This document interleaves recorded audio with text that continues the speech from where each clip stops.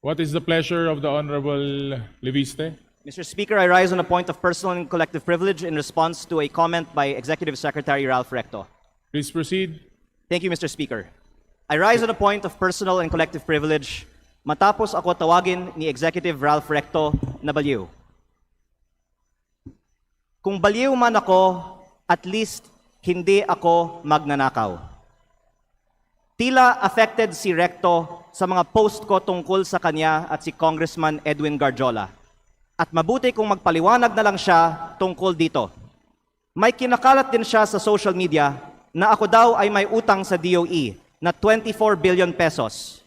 Ito po ay walang basihan at inimbento lamang upang tangkang pahinain ang mga binubunyag ko tungkol sa korupsyon sa ating gobyerno. At mas marami pa ang aking sasabihin sa ibang pagkakataon. Nagsimula lang itong mga atake sa akin nang sinimulan kong imbestigahan ang DPWH sa Batangas at ang mga kumpanyang konektado kay Congressman Edwin Garjola at naging Executive Secretary si Ralph Recto. Marami rin ang nagsabi na ang pagbunyag ko nito ay hindi aking kapaki-pakinabang. Ngunit hindi ito para sa sarili ko, ito ay bahagi ng aking tungkulin bilang mangbabatas at kinatawan ng unang distrito ng Batangas. At hindi ako matitinag, kaya po ako ay nananawagan na imbestigahan ang koneksyon ni Garjola kay Recto, lalo na ngayong Executive Secretary na siya, at suriin ni Pangulong Marcos kung natutulungan ni Recto si Garjola mula sa loob ng Malacanang. Dahil limitado ang oras ngayon, ilahad ko ang iba ko pang nalalaman tungkol sa mga koneksyon ni Garjola at Recto sa iba pang mga araw. Sisimulan ko lang ngayon sa isang punto. Ayon sa aking tansya at pananiliksik, mahigit 1 billion pesos ang ginastos ni Congressman Edwin Garjola para kay Vilma Santos Recto at Lucky Manzano sa iba pa nilang mga kandidato at sa sarili niya bilang first nominee ng CWS party list sa 2025 elections. Sa aking distrito, ang tansya ko ay 150 million. At ayon sa ibang mga politiko, gumastos sila ng 200 o 300 million sa kanilang distrito. Kaya sa 6 na distrito ng Batangas, sinasabi ng iba na aabot ng 2 bilyon ang ginastos ni Recto at Garjola. Lalo't mas malaki pa ang ginastos sa Lipa. Pero hindi po ko bubuksan ang mga kinatawan ng Lipa sa aking pahayag na ito. Pero sabihin na lang natin na 1 billion pesos ang ginastos ni Recto at Garjola sa 2025 elections. Noong April 16, 2025 naman, inimbita ako ni Congressman Garjola na mag-dinner sa kanyang bahay sa Punta Fuego na Sugbo sa aking distrito kasama si Secretary Recto na makikita sa mga picture na ibinahagi ko sa Facebook para hingin aking tulong para kay Vilma at Lucky. Pagkatapos, umikot ako kasama si Cong Garjola at mga tauhan ng mga Recto sa iba't ibang bayan ng aking distrito upang i-endorse ko ang V-Lucky sa mga leaders ko. Pagkatapos ng mga meeting, nakatanggap ako ng reports na may ibinigay umano na cash para ikampanya si Vilma at Lucky na galing raw kay Congressman Garjola. Tila si Congressman Garjola ang gumagastos para sa kampanya ni V-Lucky. Batay sa aking mga nakita sa aking distrito at sa mga pagpupulong at materyales kung saan ang nakalagay ay Vilma Santos Recto, Lucky Manzano at CWS party list. Ang ibang mga politiko sa Batangas ay pwede ding tumestigo na si Garjola ang gumagastos para sa mga Recto. Kahit pagkatapos ng eleksyon, ibinahagi ko din sa Facebook ang picture ng meeting ni Gov. Vilma at Secretary Ralph sa mga mayors ng Batangas sa Tagaytay Highlands noong August 15 na ayon sa mga dumalo ay hosted by Congressman Garjola. Kung mali ang aking impormasyon, narito naman ang ibang mga kinatawan ng Batangas at pwede nilang sagutin ngayong araw na ito ang aking mga pahayag. O pwedeng magpatawag ang Kongreso ng pagdinig. At kung totoo na 1 billion pesos o mahigit pa ang ginastos ni Congressman Garjola para sa mga Recto sa nakaraang kampanya, ang susunod na tanong ay, bakit si Garjola gumastos ng mahigit 1 billion piso para sa mga Recto? Ito ba ay pagkakaibigan lang o may ginagawa ba si Ralph Recto as Cabinet Secretary of the Republic of the Philippines para makapaggastos ng ganito si Garjola? Sa aming dinner noong April 16, inalok ako ni Congressman Garjola na mag-partner sa kanya at kay Secretary Recto sa pagnenegosyo sa DPWH sa aking distrito. Sa sistema raw na ginagawa nila noon pa sa Lipa at sa ibang mga bayan.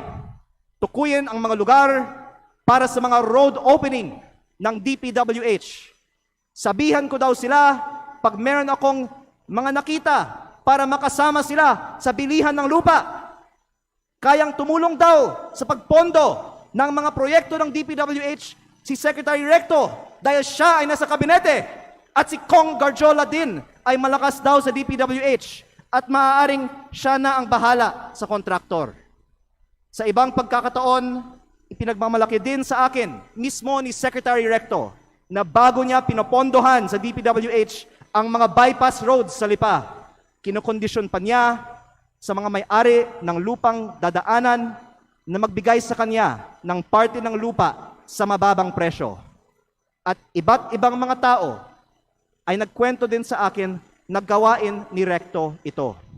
Kung lehitimo man ito, mabuti at maging transparent si Secretary Recto sa kanyang yaman. At kung ang ginagastos ni Kong Garjola para sa kampanya nila ay may kaugnayan sa pagiging kontraktor ni Garjola sa Batangas.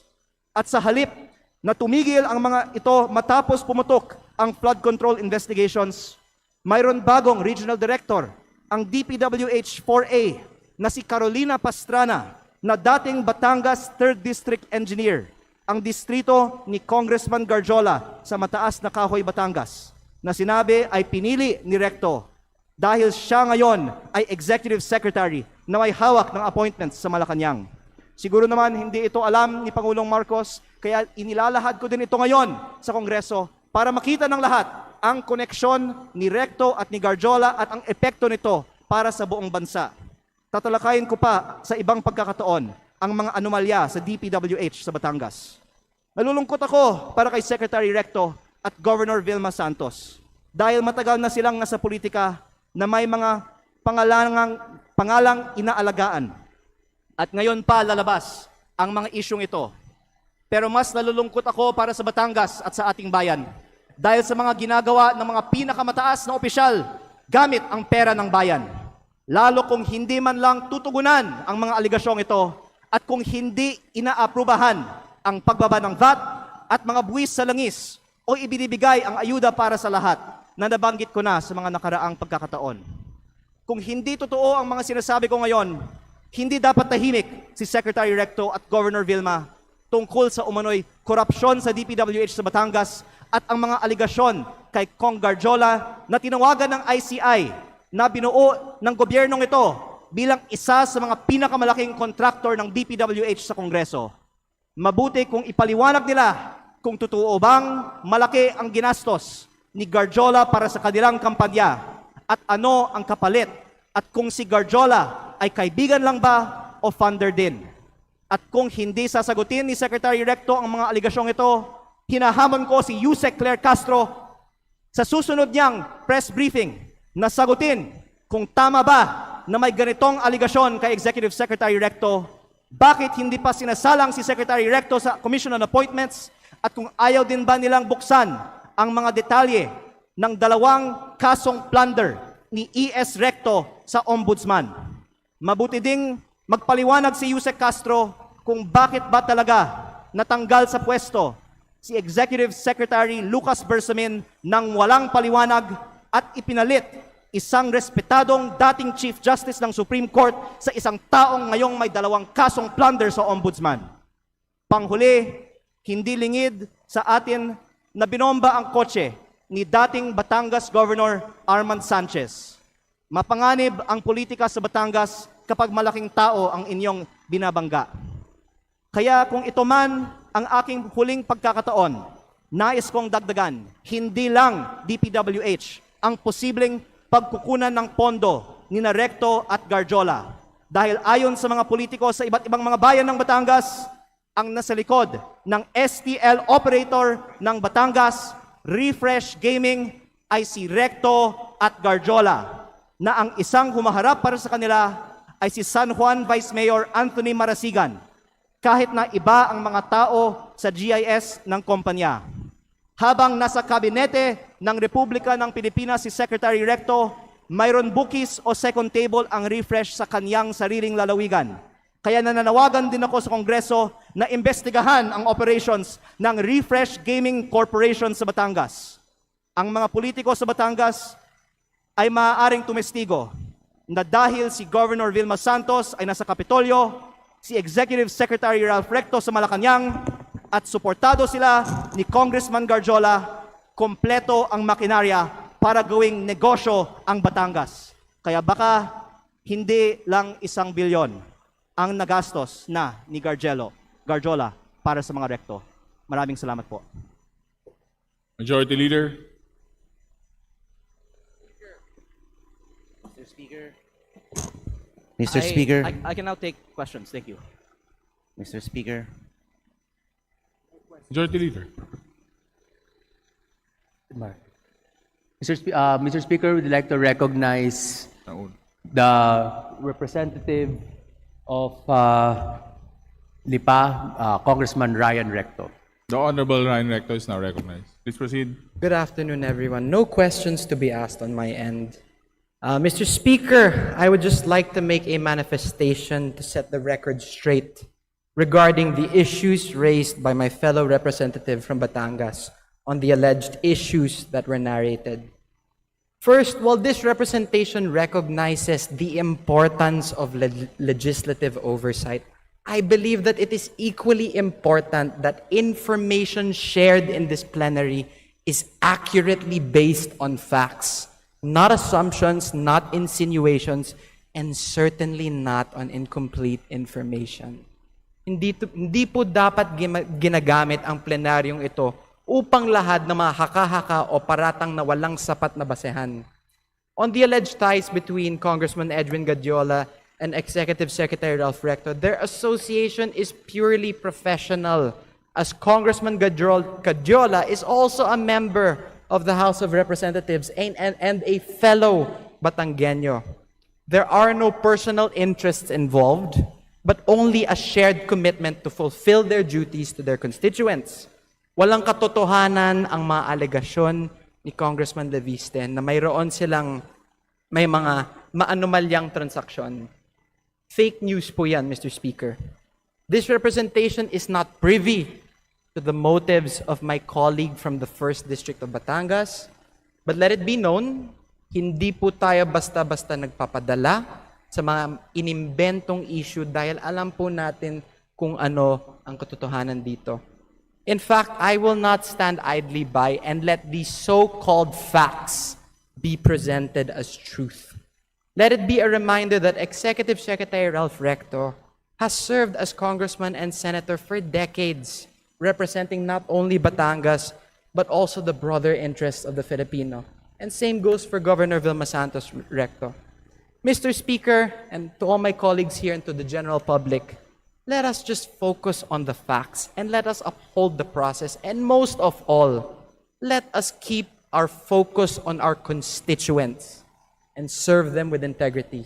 And on the subject of VAT, pagdebatehan po natin yan dito sa Kongreso. It is not the job of the executive, but our job as legislators, and we're always open for that. Thank you, Mr. Speaker. Mr. Speaker, may I respond? Majority Leader. Mr. Speaker, may I respond? Mr. Speaker, I'd like to recognize the Congressman for the 1st District of Batangas, Thank you. Congressman Leandro Please Leviste. respond. Unang-una po, ako po ay nagpapasalamat kay Congressman Recto na gusto niyang talakayin ito ng mas mahaba siguro sa Kongreso. Kaya sana magkasundo-sundo na lang tayo na magkaroon ng pagdinig sa Kongreso. Ipatawag natin ang iba nating mga kapwa Batanggenyo at sila ang pwedeng tumestigo tungkol sa mga kaugnayan ni na Secretary Recto at Congressman Garjola para hindi he said, she said at maglabas na ng mga resibo. Pangalawa, dagdagan ko din na hindi ko binanggit sa aking privilege speech kanina ang eleksyon sa Lipa, alang-alang sa aking kasamahan. Pero para may konteksto tayo sa talakayan nito, sinabi sa akin ng ibang mga politiko sa Lipa na ang di umano'y ginastos ni Congressman Garjola at ng mga Recto sa Lipa sa 2025 elections ay umabot pa ng 1 billion pesos kasama na ang napakataas na presyo para sa bilihan ng mga boto. Hindi ko po alam ang totoong nangyari. Pinaparating ko lang ang sinabi sa akin at medyo mataas ang figure na natanggap ko. Baka naman 300, 400, 500 million pesos lang ang ginastos sa eleksyon ng Lipa. Pero gusto ko lang tanungin kung ano man ang ginastos ni Congressman Garjola para sa mga kandidato ng V-Lucky sa lungsod ng Lipa sa 2025 elections, kung 500 million man yan, o 200 million, o 100 million, ano ang kapalit ng ginastos ni Congressman Garjola para sa mga kandidato ng V-Lucky sa lungsod ng Lipa? Don't take it from me, magpatawag tayo ng pagdinig at lahat ng mga Batanggenyo ay pwedeng sumagot sa mga testigong ito.